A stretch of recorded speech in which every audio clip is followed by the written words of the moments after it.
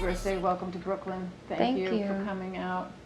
I wanted to just start out by what's going on in your life right now. What are you working on musically? I'm working on a fat new project called 1992. It's just my baby. I loved this project a lot. It's coming from a different place in my life. I'm actually doing a full rap project and just want to do hip hop right now, which is like, I'm having a lot of fun with it. I've come to a place in my life where I have the ability to give myself to that craft, to that part of music. And making 1992 has been a lot of fun. And putting out the music has been even better because the kids love it. And it's like this whole new, it's like my most identifiable music as well. You know, it's just out there. It's very simplistic at the same time. Where are you with the project? Like, do you have a planned release date? No, because I never do. I'm an independent artist. I'm an asshole. I'm a shithead. So, you know, I be saying things, 50% accuracy may be there.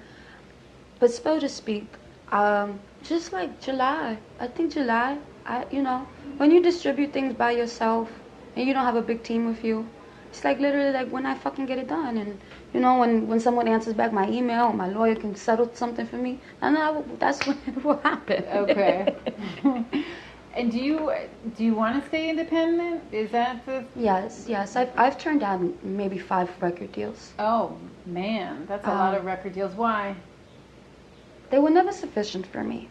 When I first got the first record deal offers, I thought this is a clear capitalization of a young internet artist, and people really think I'm going to be like the next big viral or youth sensation, which was very much not the case at that time. I did perlay to that, I think, realistically, but no, I think when I came up with Bitch I'm Posh with Wavy Spice, people really wanted to sign me because my personality and my aesthetic was so strong. It's the type of presence that most A&Rs want the people that they're trying to breed have, but I didn't have the talent, so it was like the opposite. You know, usually people sign people and they're so talented, they got great music, but it's packaging ain't there and people don't get it. And people got me, I was there, but the music wasn't there, and I knew that. And I wasn't trying to be famous or have a record deal. There's no money in music. There's no money in record deals, and I know that.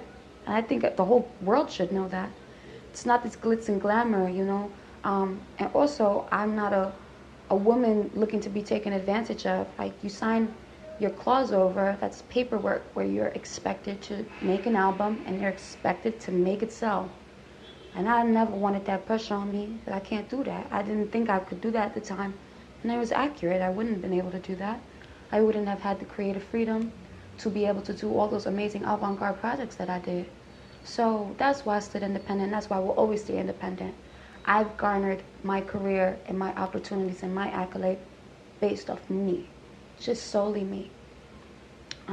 Some people do need labels, and sometimes people do want record deals to push it even further.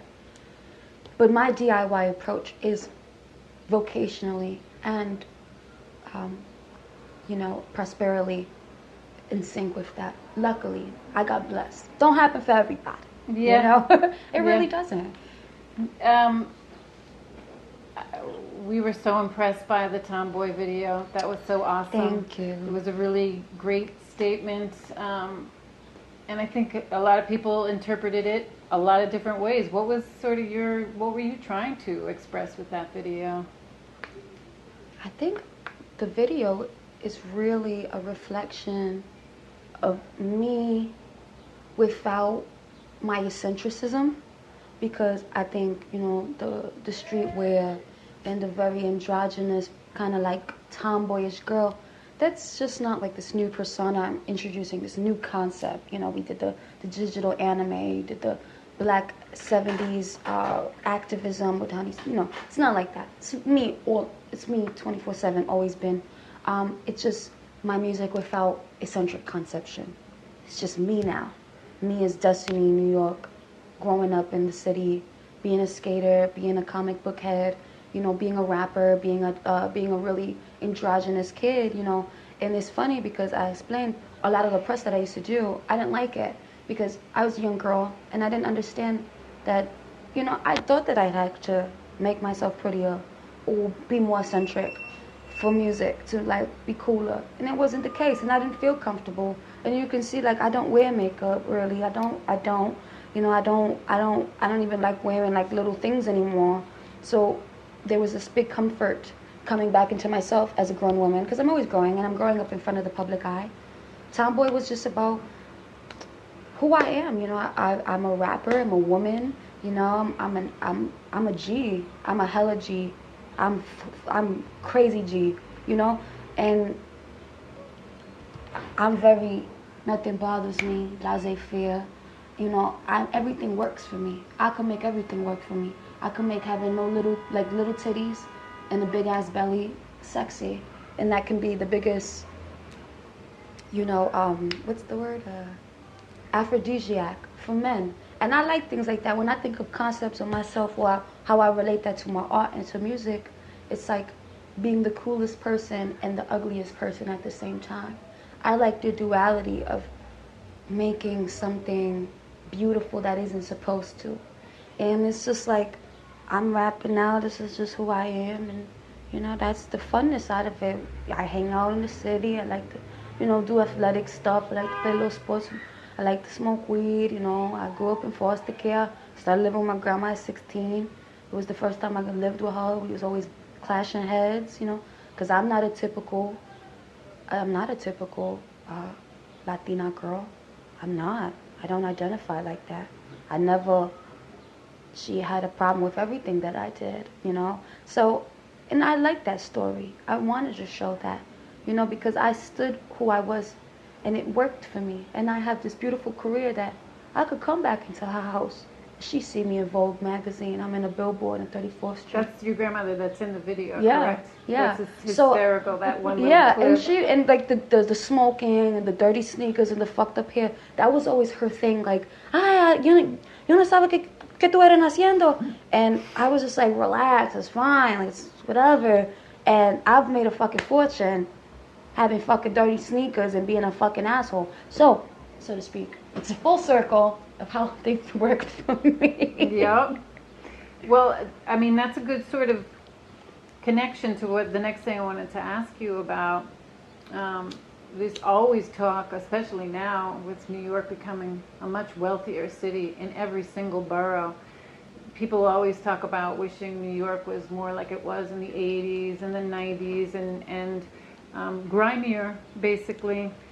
You grew up in poor, working class, minority neighborhoods in New York City.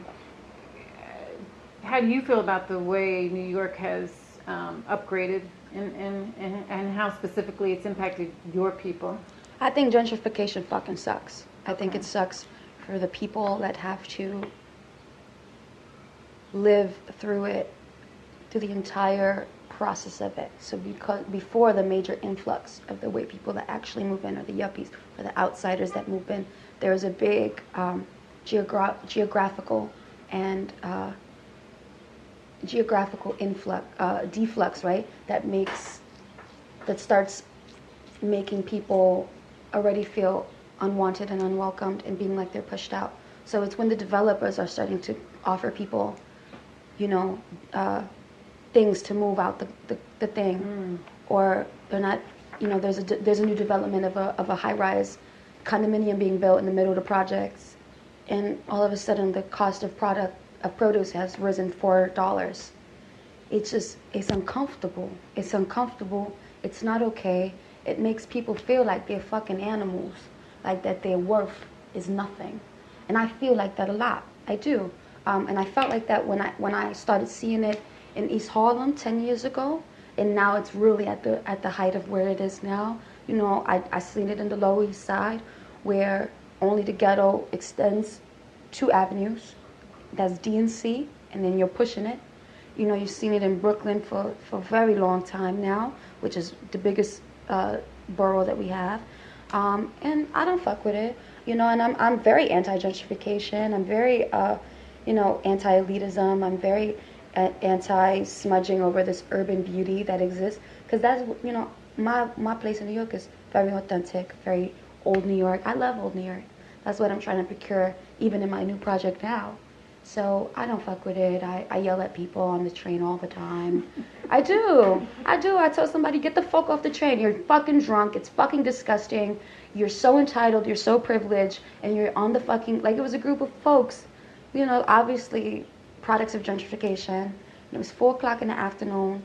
And, you know, like, I don't feel like I can contribute with the anti-gentrification groups and activism groups that I know.